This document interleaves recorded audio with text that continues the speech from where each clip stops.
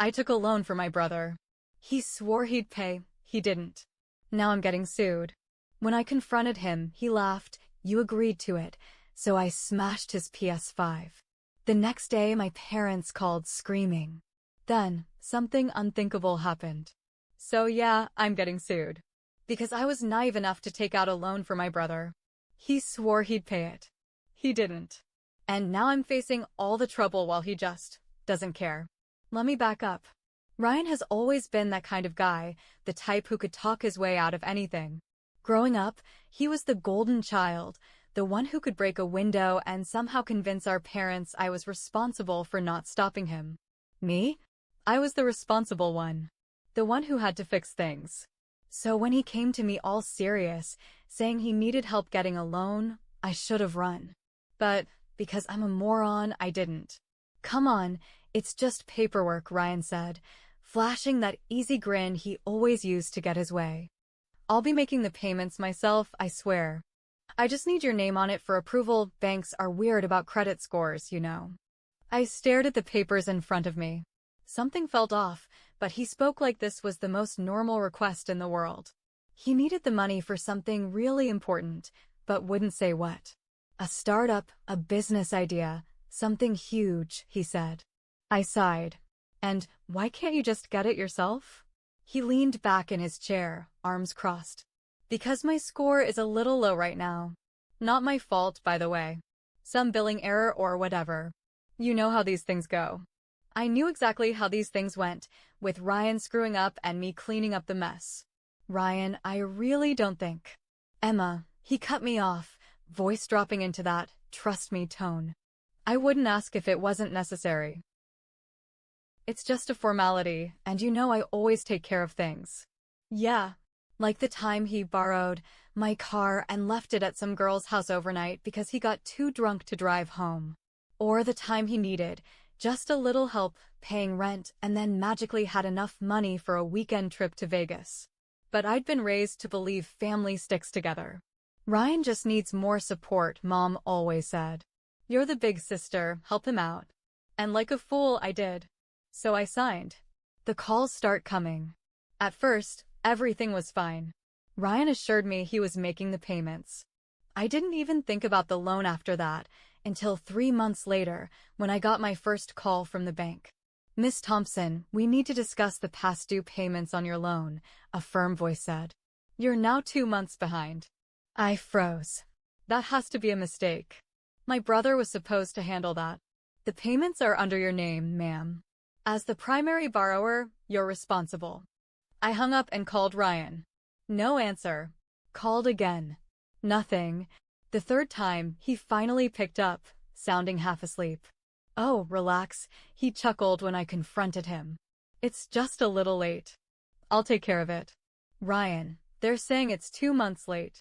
God, you're so dramatic, he sighed. I'll get the money. It's not a big deal. But the next month, another call came. Then another.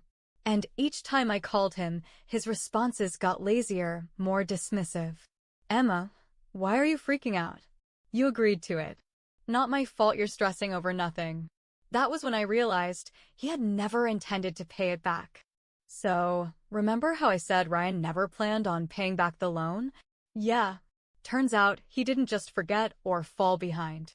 He straight up never even tried. And guess what? Now I'm getting sued. After the third call from the bank, I finally lost it. I showed up at Ryan's apartment, ready to kick his door down if necessary. He lived in some overpriced loft downtown, the kind of place that made no sense for someone who was struggling financially. I banged on the door. Ryan, open up. Silence. Then, movement. He was home. I swear, if you don't open this door, I will start yelling about how you have a terrible rash, I threatened. The door flew open. Emma, what is wrong with you? He snapped, rubbing his eyes like I was the problem. Like he was the victim here. I shoved past him into his apartment, and that's when I really lost my mind. Because instead of some poor, struggling entrepreneur desperately trying to get his business off the ground, I found myself standing in a luxury showroom. Brand new TV. A PS5. Designer sneakers lined up like some influencer. Expensive whiskey bottles on the counter, barely touched. And oh, the best part? There was a brand new gaming PC sitting on his desk. I knew it was new because Ryan was too lazy to remove the packaging stickers. You have got to be kidding me. Ryan sighed, flopping onto his couch. Look, before you start freaking out, you told me you didn't have money. I yelled, pointing at the thousands of dollars worth of unnecessary garbage around the apartment. I don't, he said, rubbing the back of his neck. I mean, not liquid cash. But I needed some stuff, Emma. You don't get it. Stuff? You needed a gaming setup while I'm getting sued. Ryan rolled his eyes. He actually had the audacity to roll his eyes. Oh my gosh, you are being so dramatic. You're not getting sued. Ryan, I got the papers this morning. They're taking me to court. That got his attention. His smirk faded. Wait. What? They're actually suing you. Yes, genius. He sat up, frowning, like this was brand new information to him. Like he hadn't just been dodging payments for months. Like this wasn't the direct consequence of his own choices. Okay, he said, rubbing his hands together like he was about to fix something. We can figure this out. Maybe I can make a couple calls. You don't get it, Ryan. It's over. The bank doesn't care about your excuses. The loan is in my name. I am liable. And you, I gestured wildly at his ridiculously expensive apartment, are sitting here, acting like you're the one being inconvenienced. And then, because of course this wasn't ridiculous enough, Ryan had the actual nerve to say, well, I mean, technically, you did agree to it. I swear I saw red. Are you serious right now? Emma, come on, don't be crazy. Oh, I was crazy? I turned on my heel, grabbed his brand new PlayStation, and before he could react, I threw it aside. It hit with a sickening crack and shattered. What is wrong with you, Emma? Ryan jumped up, staring at the mess like I had just destroyed a priceless artifact. Oh, I'm sorry, I said mockingly.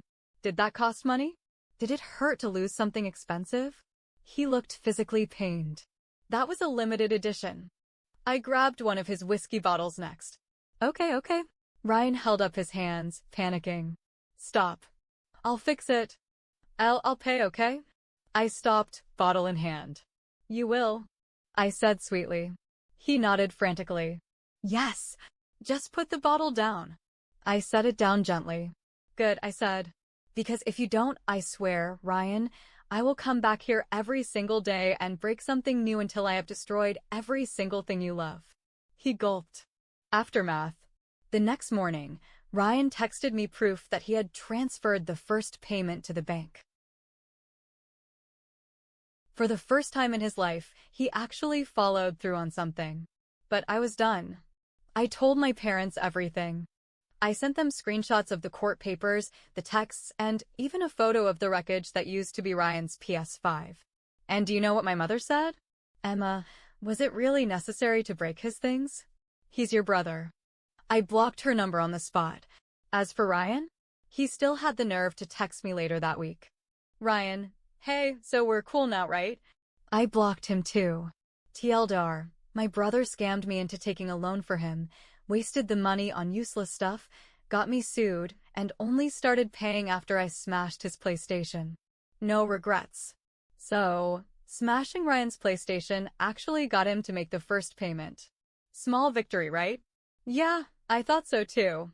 But if you think this story ends with Ryan suddenly becoming a responsible adult, oh, you sweet summer child. Because the real fallout was just getting started. The family freakout.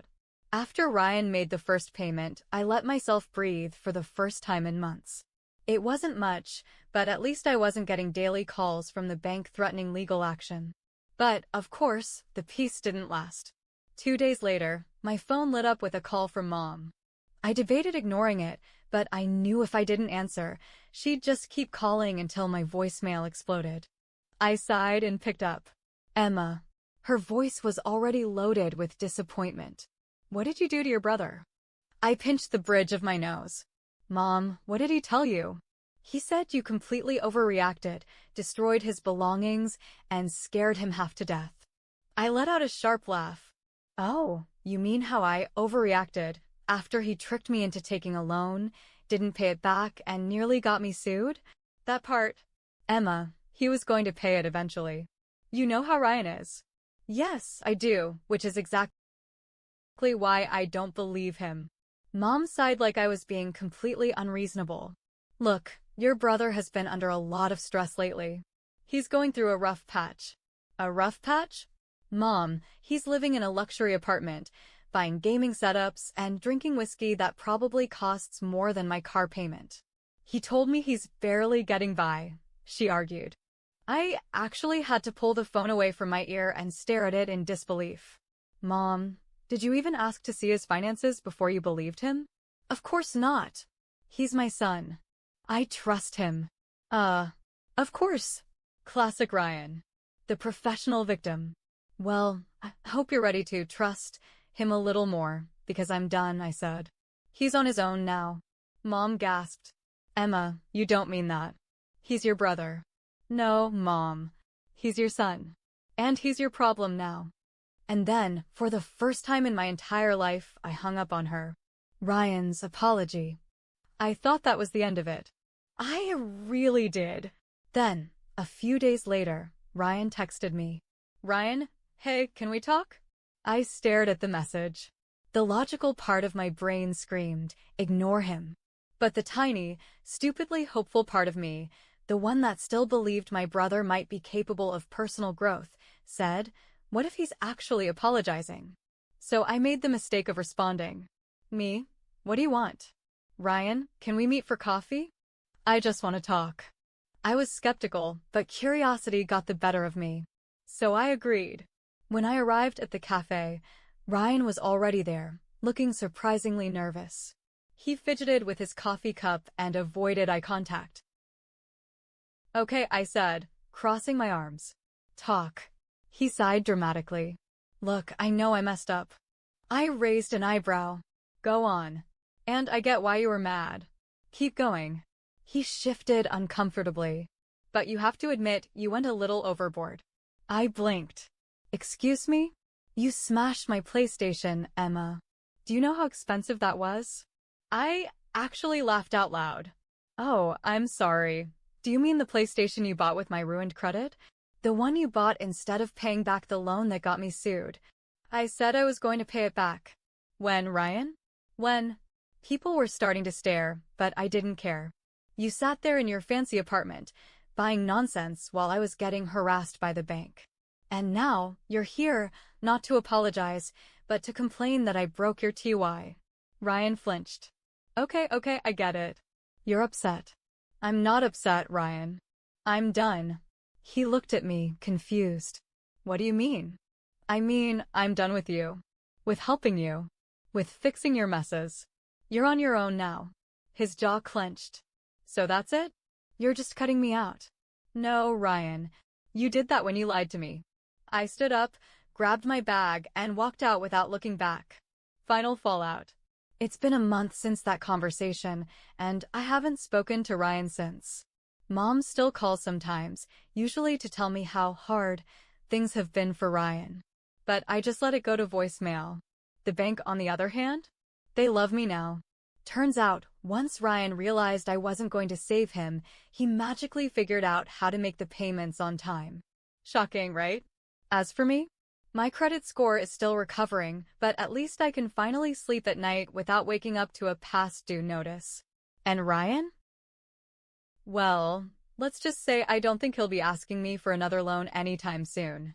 TLDR, Ryan tried to manipulate me into forgiving him, but when that didn't work, he played the victim. I cut him off for good. Now the bank is finally getting their money, and I'm getting my peace. It's been a month since I last saw Ryan. A peaceful, glorious, stress-free month. My credit score is still a disaster, but at least I'm not waking up in a cold sweat over bank calls. Ryan, as far as I knew, was finally handling his mess on his own. Or so I thought. Because, surprise, he wasn't done. The emergency. It started with a text from Mom. Mom, Emma, you need to call me. It's urgent. I ignored it. Not because I'm heartless, but because urgent in my family could mean anything from Ryan's in the hospital, to Ryan stubbed his toe and wants attention. Then came a second text.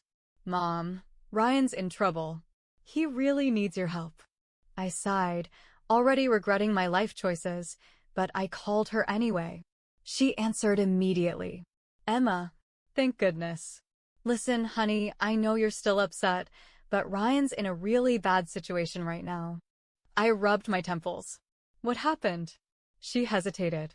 He lost his apartment. I blinked. What? How?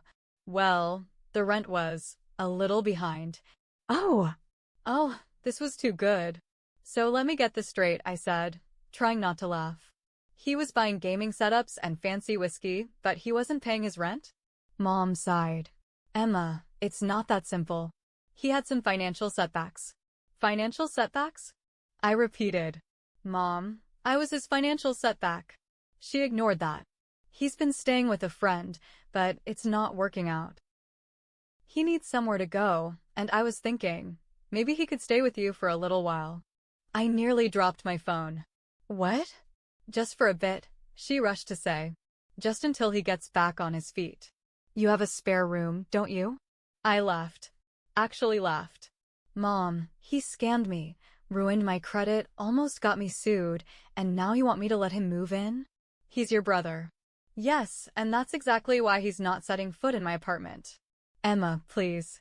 He has nowhere else to go. Oh, so your house is full? She hesitated. Well, you know how your father feels about that. So Dad had already said no. And instead of Ryan facing the consequences of his own actions, Mom was trying to dump him on me. Absolutely not. I'm sorry, Mom, but my answer is no. She gasped, like I had just kicked a puppy. Emma, you can't be serious. Where is he supposed to go? I don't know. A friend's couch? A motel? Literally anywhere that isn't my home. You're being cruel. No, Mom. I was being cruel to myself for years by letting him walk all over me. This time, he can figure it out on his own. I hung up before she could argue. The uninvited guest. I thought that was the end of it. I was wrong. The next evening, I came home from work, exhausted and ready to collapse on my couch. But as soon as I stepped inside, there he was. Ryan, sitting at my kitchen counter, eating my food. I just stood there stunned. What are you doing here? He looked up, mouth full of my leftover pasta, and had the nerve to smile. Hey, sis. I dropped my bag. How did you even get in here? Mom gave me your spare key. Mom gave him my spare key. I took a deep breath, counted to 10. It didn't help. Ryan, get out. He put his fork down and leaned back, completely relaxed. Come on, Emma. It's just for a little while. No, absolutely not. You can't just break into my apartment and decide you live here. I didn't break in. Mom said you'd come around. Asterisk, Mom was wrong. I pointed at the door.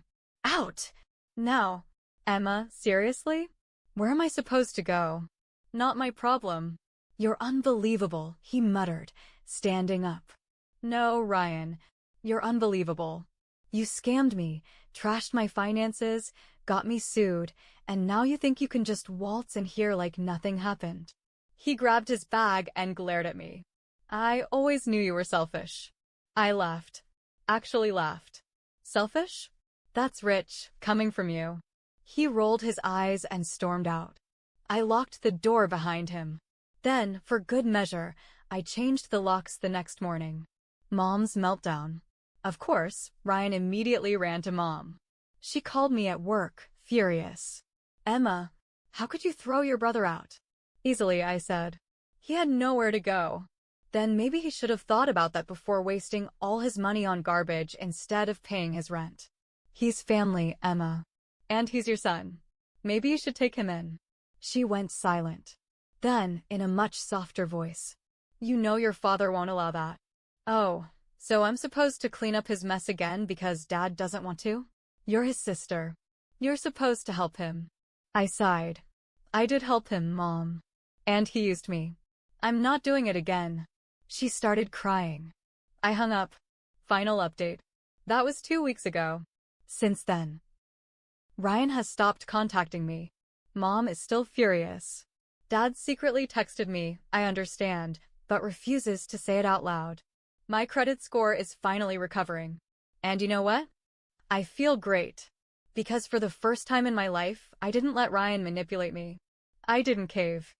I didn't play the role of the responsible sister who fixes everything. Ryan finally had to deal with the consequences of his own actions. And me? I finally get to live my life without worrying about his next disaster. TLDR, my brother lost his apartment, tried to move into mine without permission, and called me selfish when I kicked him out. I changed my locks, cut him off, and now I finally have peace. So, it's been a month since I kicked Ryan out of my apartment. I thought that would be the end of it. I really did. I should have known better. Because Ryan? He doesn't go down that easily. If you thought my last update was the grand finale, oh, you're in for a treat. Because Ryan decided that if he couldn't manipulate me directly, he'd try to do it indirectly. This time, he got creative. The social media smear campaign. I woke up one morning, scrolled through my phone like usual, and nearly choked on my coffee. Because Ryan had gone full PR crisis mode, except the crisis was him, and the PR strategy was making me look like a monster. He had posted a long, dramatic Facebook status about family betrayal.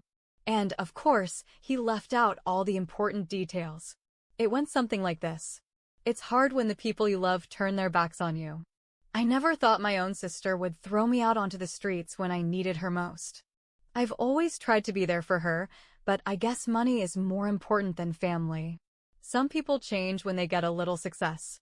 But it's okay, I know who my real family is now. Oh, my God. I checked the comments. Hundreds. A mix of sympathy and outrage. Oh no, Ryan. That's awful. Stay strong. I can't believe your own sister did that to you. Some people let money change them. You don't need that kind of negativity in your life. I scrolled. And then I saw it. Mom. She had commented. Ryan, we love you so much. Don't worry, sweetheart. You'll always have a home with us. Some people forget what family means, but we know better. I swear, I almost threw my phone at the wall. Because let's get one thing very clear. Ryan did not get thrown onto the streets. He had plenty of friends he could stay with. He had plenty of money when it came to shopping sprees and bar tabs. He just didn't want to take responsibility for himself. And Mom knew this. But, of course, she'd rather play the heartbroken mother of an abandoned son than admit that Ryan's problems were his own fault. I took a deep breath. I refused to let this nonsense ruin my day. I wasn't going to comment. I wasn't going to engage. But then, Ryan took it a step further. The revenge attempt. That afternoon, I got a text from an unknown number. Unknown. You should be ashamed of yourself. I frowned. Me. Who is this? Unknown. A friend of Ryan's. Unlike you, some of us actually care about family. Oh, fantastic. Now Ryan was sending his friends after me. Me. I'm not entertaining this. Don't text me again. Blocked. I thought that was the end of it. Wrong again. 2 days later, my landlord called. Emma, I need to talk to you about something weird. Okay. Someone made an anonymous report saying you've been illegally subletting your apartment. I almost dropped my phone. Wait, what? Yeah, it was flagged by the building management. But since I know you and I know that's nonsense, I wanted to give you a heads up. Oh, my God. Ryan. It had to be Ryan. I took a deep breath. Let me guess, the anonymous report didn't have any proof? Nope. Just a complaint, no evidence. Honestly, it looks like someone's trying to cause trouble for you. I laughed. Actually laughed. Because this was so Ryan. He had tried manipulating me emotionally. That failed. He had tried turning Mom against me. That failed. So now? He was just throwing nonsense at the wall to see what would stick. Don't worry, my landlord said. I shut it down. But I figured you should know someone's out to mess with you. Yeah, I muttered. I have a pretty good idea who it is. I hung up. Then, I did something I should have done a long time ago. I sent Ryan one final text. Me, I know you called my landlord. I know you're trying to mess with me. But let me make something very clear. I am done playing your games. You are out of my life, Ryan. Permanently. Do not text me. Do not try to accidentally run into me. If you keep harassing me, I will involve the police. Do you understand? He left me on read. And you know what? That was the best outcome I could have hoped for. Final update for now. It's been 2 weeks since that text. Ryan has gone completely silent. No calls. No texts. No accidental run-ins. Mom is still mad. She keeps posting cryptic Facebook statuses about loyalty and forgiveness. I muted her. Dad? Still secretly on my side, but too much of a coward to say it out loud. And me? I finally feel free. No more bank calls. No more manipulation.